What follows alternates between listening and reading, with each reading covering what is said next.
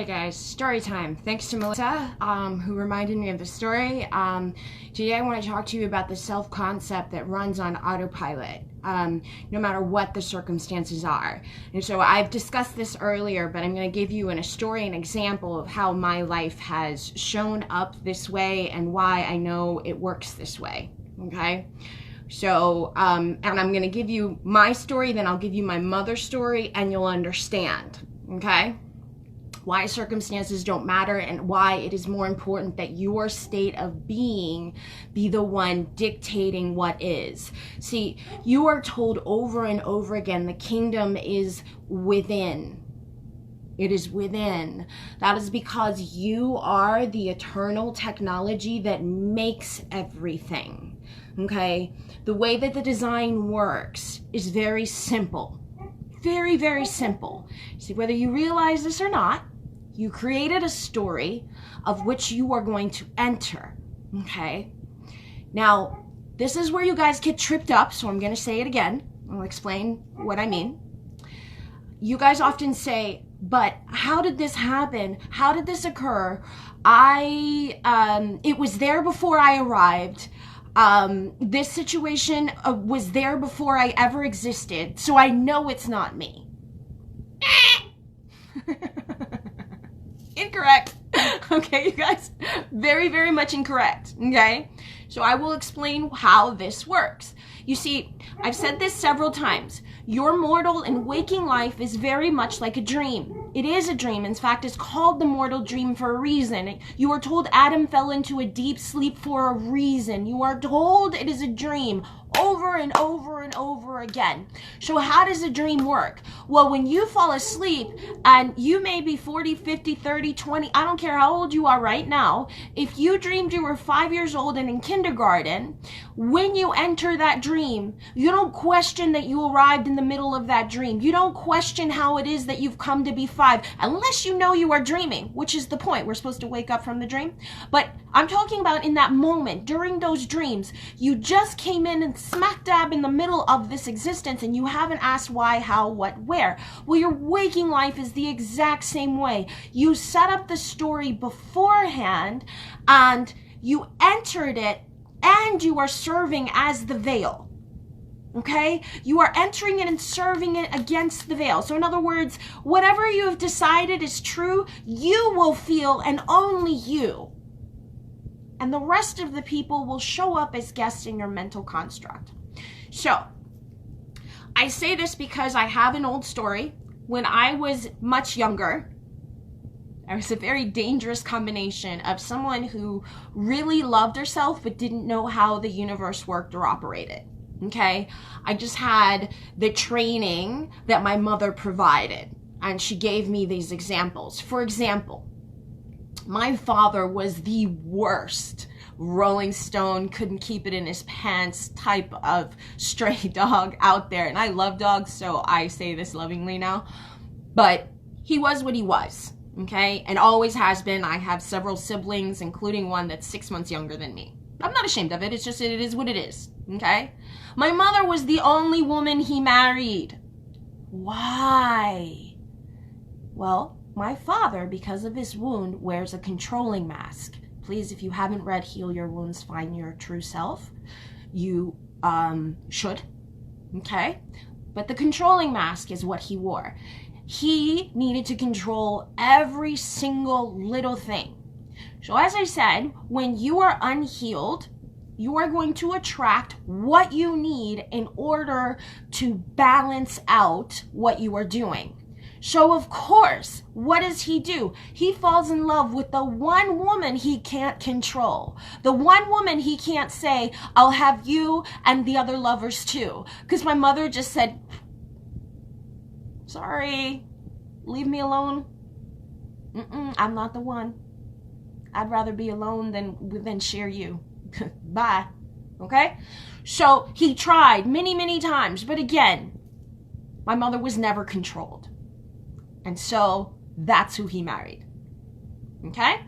That's just my history. That's just in my genes, so you understand who I am, where I came from, because I have no doubt that I am both my parents and I understand the dynamics of this energy. Okay. So, back to my story. When I was younger, I was much younger, and I had accompanied a friend of mine who had a huge crush on me, but I didn't like him that way. I just, we were friends. And we went together to a sort of, bar, dance, hangout kind of area. As I said, I was much younger. I was the age of the people that I'm counseling now at the time, right? So I think I wasn't even 30 yet. So I spot this guy, and I was like, you guys know what I'm talking about. That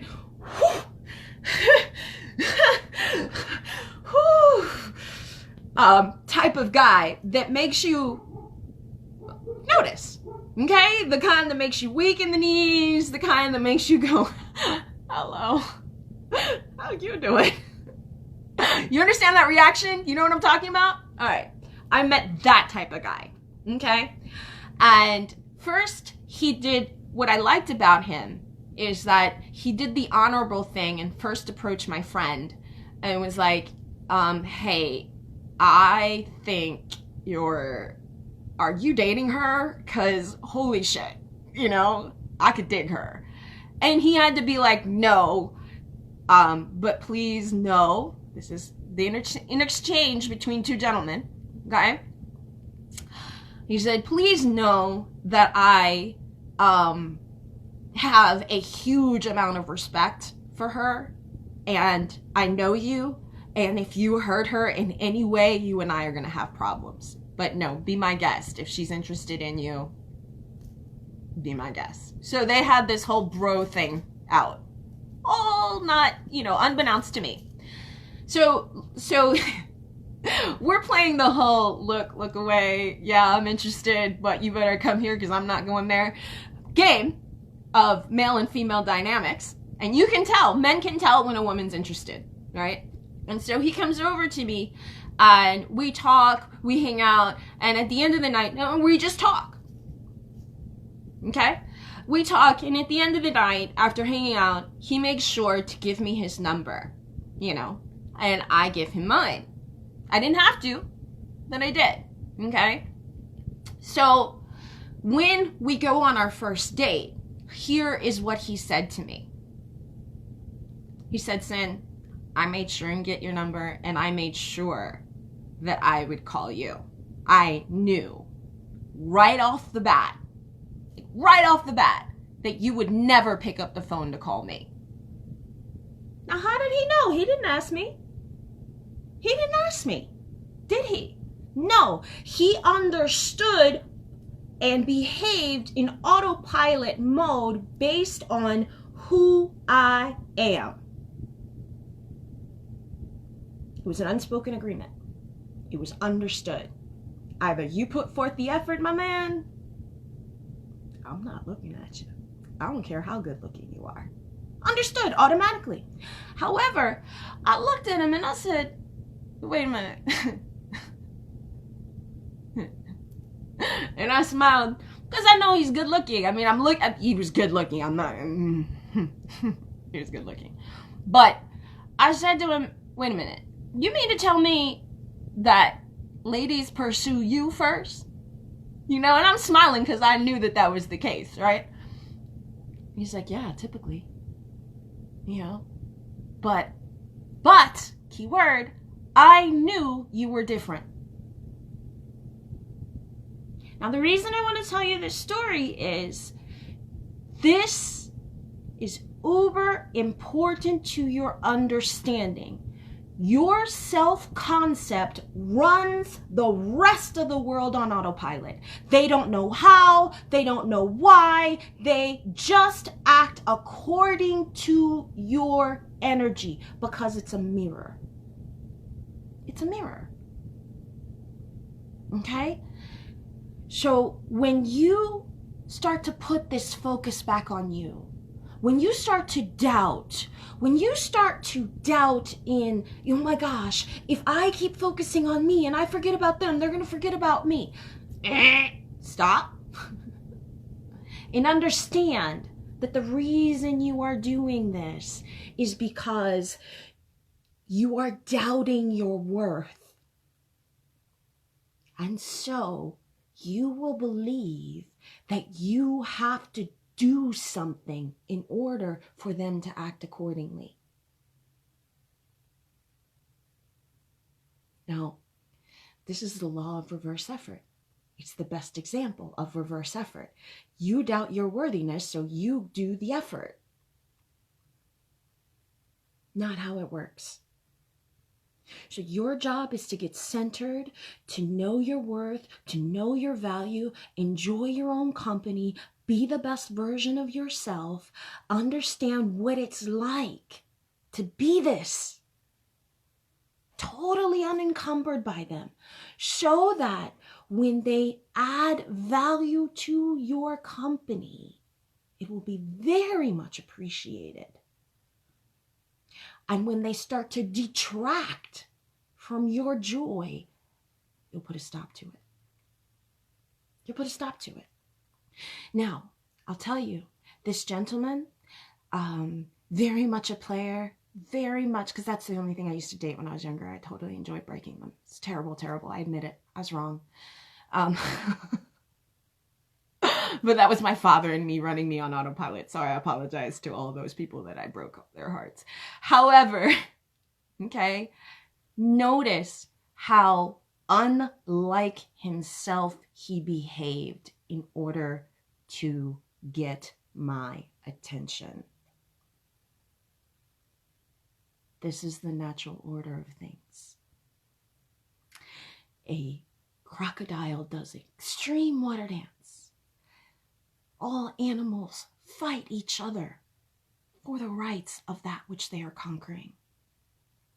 Birds do extreme aerial performances, dances, and show off their plumage, all for the object of their attention. Insects do dances, do crazy little acts. Insects! All to serve their object of desire, to be able to mate. A penguin must bring a pebble as a sign of commitment to his life penguin partner.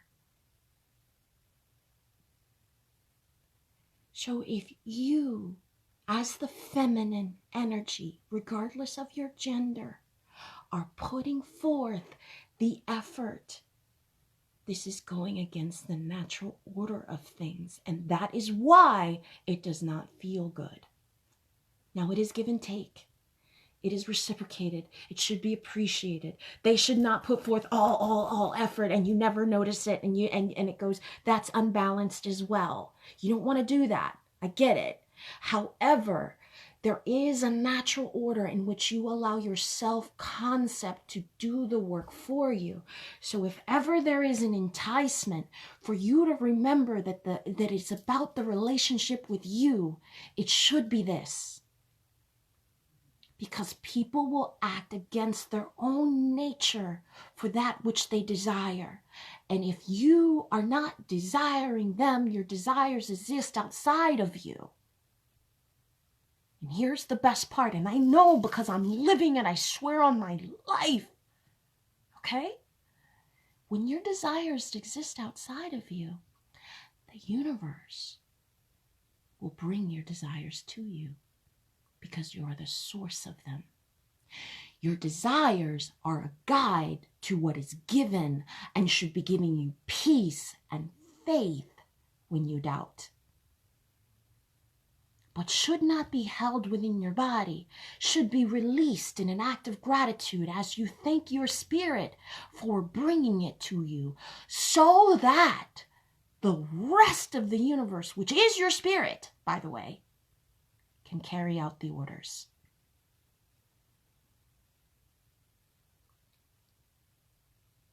That's how it works. Then the world will serve you. You have dominion. You have dominion. For those of you not yet in relationships, please understand, if you look at nature, it will guide you. But getting someone to act differently from what they're normally doing, piece of cake. Piece of cake. Ask my friend Jen. Ask my friend Jen.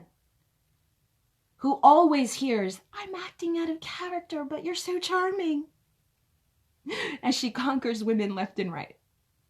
Ask her. It was her sense of knowing that got people to behave out of character, that got people to align to her desire. She didn't desire it, she knew it was done. And so as such, the people carried out her wishes. And they even said, "I'm behaving out of character for myself." Of course they are. I say this because I want you to realize that many of you sit here and say, "How do I get this person to change? How do I get them to act differently? How do I?" And you're so focused on them that you have forgotten that it's a mirror, that they're behaving according to how you are being in here. So the answer to how do you get someone to do something is very simple. You stop worrying about them and you become that which is the person who is served. This state in the Bible is the Moses state. You have two conditions you are born into. One, slavery. A slave must do what the ruling class elite does, asks of them or tells them to do. In this case, the ruling class elite is your conditioned societal beliefs. That which has been made solid. If you wish to change it, you will have to understand you're its maker. Otherwise, this is a state in which you believe that circumstances are happening to you. Everything was done to you, and you don't understand how you are the maker of it. This is enslavement. It's the state in which we allow the 3D clay to define us. It is the opposite of what God told us to do. Okay? The other state of Moses is of the ruling class elite, that which is in control of the rest of the world. Okay? And by control, I don't mean that you're controlling things, because you still want to treat things as you want to be treated. But what I mean is someone who is at ease because you know that the universe will do whatever it needs to bring you your desire. You are not doing the work here, they are. Notice the difference? Notice the difference. That story in the Bible is a very important thing, because if you notice, it's the same man, and you are deciding which one you're going to be. I bet you nobody talks about the stories like this. I bet you nobody talks about the state of Moses. Nobody talks about the Bible this way. And so since they don't talk about the Bible this way, you don't understand how it's serving you. This is one of those examples. So which one are you? Are you the ruling class elite, or are you enslaved? Are you going to pursue your self-concept like it matters, because the truth is your mastery is shown by how the world serves you? Or are you going to continue to focus out there, look for validation out there, and ask yourself, but how do I get them to change? Because if you notice, if you're still asking how, you are not being the creator. And as the creator, you are the ruling class elite whom is served. When you're asking, how do I do this, blah, blah, blah, blah, blah, you are in the enslavement state, in which you are asking why of causation rather than owning it. Okay? So, hope this is sinking in. I hope I reiterate your desire and revive your desire, I guess, for wanting to work on yourself and taking your attention off of them and not doing the chasing, and allow yourself the room to be courted and not question your worth and not question your value and not question this process, because you will find that it runs on autopilot. So you can do all the work out there. You really can. You really can. But if it runs on autopilot, then and you're told for thousands of years the kingdom is within, then shouldn't we start listening? Shouldn't we start realizing that we are the eternal quantum technology, that we can move from reality to reality, and that it is totally dependent on our state? And if we don't know how to vibe at this state, then learn from people who do. But make it your mission to be about you, so that the world can show up accordingly. All right, guys? Love you. Bye-bye.